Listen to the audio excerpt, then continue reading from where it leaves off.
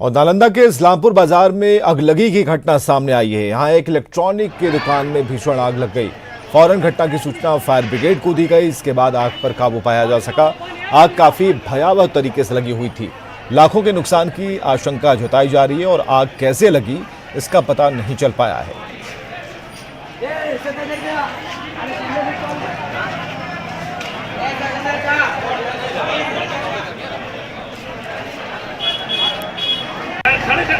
अभी तो इधर से क्रॉस किया।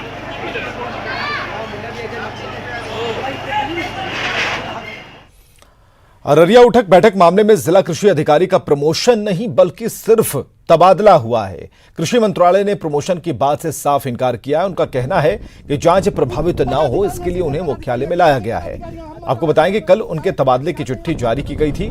मनोज कुमार पर चौकीदार के साथ बदसलूकी का आरोप है और उन्होंने चौकीदार से उठक बैठक कराई थी, जिसका वीडियो भी वायरल हुआ था।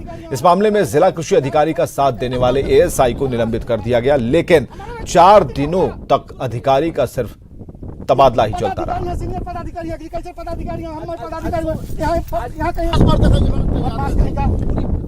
अररिया से पटना भेजे गए और ये वो चिट्ठी है तबादले की, जो कहा जा रहा है कि हालांकि अब सवाल ये उठ रहे हैं कि कृषि अधिकारी का सिर्फ तबादला क्यों किया गया।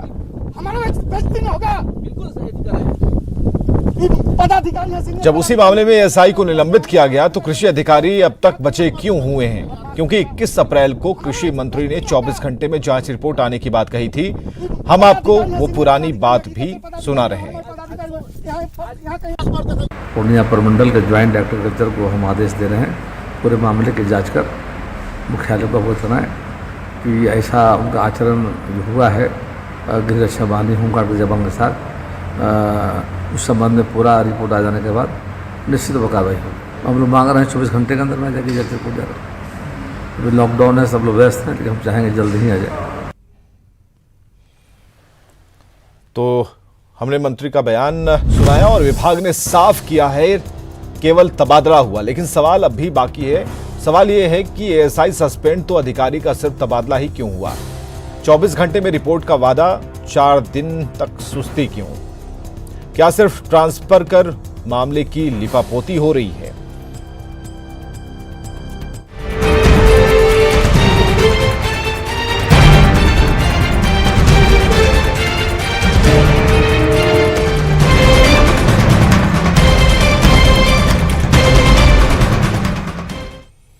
और जानते हैं कोरोना पर बिहार भर का अपडेट क्या है।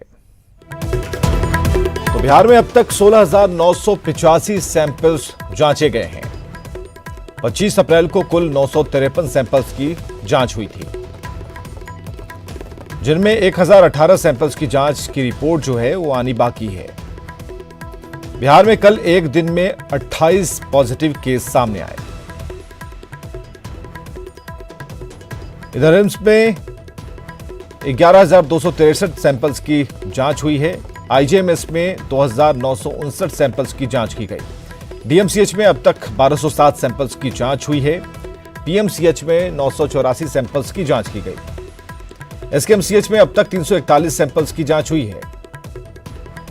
और इसके अलावा एम्स पटना में अब तक 231 सैंपल्स की जांच की गई है। जिलावार आंकड़े को जरा देखिए कि कहां कितने पॉजिटिव मरीज मिले हैं। लखीसराय में 1, पटना में 33, सिवान में 30, मुंगेर में 65, सारण में 3, बेगूसराय में 9, नालंदा में 34, शिवहर में 1, कैमूर में 13 पॉजिटिव मरीज, अरवल में 1, गोपालगंज में 3, इसी तरीके से गया में 5, नवादा में 3 मरीज मिले हैं, भागलपुर में 5, बक्सर में 25 मरीज मिले हैं, वैशाली में 2, भोजपुर में 2, सासाराम में 9, बांका में 2, औरंगाबाद में 2 और मधेपुरा में 1 कोरोना पॉजिटिव केस सामने आया है। और बीते 5 दिन में बिहार में कोरोना के बढ़े आंकड़ों पर नजर डालें तो बिहार में कोरोना का बढ़ रहा है ग्राफ। 21 अप्रैल से लेकर 25 अप्रैल तक की तस्वीरें, जहां आंकड़ा बढ़ता गया। और बड़ी खबर आ रही है सुपौल के त्रिवेणीगंज से, जहां एम्बुलेंस की आड़ में लॉकडाउन का उल्लंघन का मामला सामने आया है। त्रिवेणीगंज का रहने वाला एक परिवार दिल्ली के सफदरगंज से एम्बुलेंस से त्रिवेणीगंज पहुंचा। जब पड़ोसियों को इसकी भनक लगी तो उन्होंने पुलिस को सूचना दी। पुलिस ने जांच के बाद परिवार वालों को होम क्वारंटीन कर दिया है। दिल्ली के सफदरगंज से चले एम्बुलेंस में सुपौल के त्रिवेणीगंज और मधेपुरा के मीरगंज के रहने वाले 2 परिवार थे, जो बीमारी का बहाना बनाकर हरियाणा नंबर एम्बुलेंस का सहारा लेकर दिल्ली से त्रिवेणीगंज तक पहुंचे। रात में जैसे ही सभी लोग अपने घर पर आए तो बगल के लोगों को भनक लगी और लोगों ने पुलिस को इसकी सूचना दे दी। पुलिस ने परिवार को ले जाकर अस्पताल में जांच करवाया और उसके बाद सभी को होम क्वारंटीन किया गया।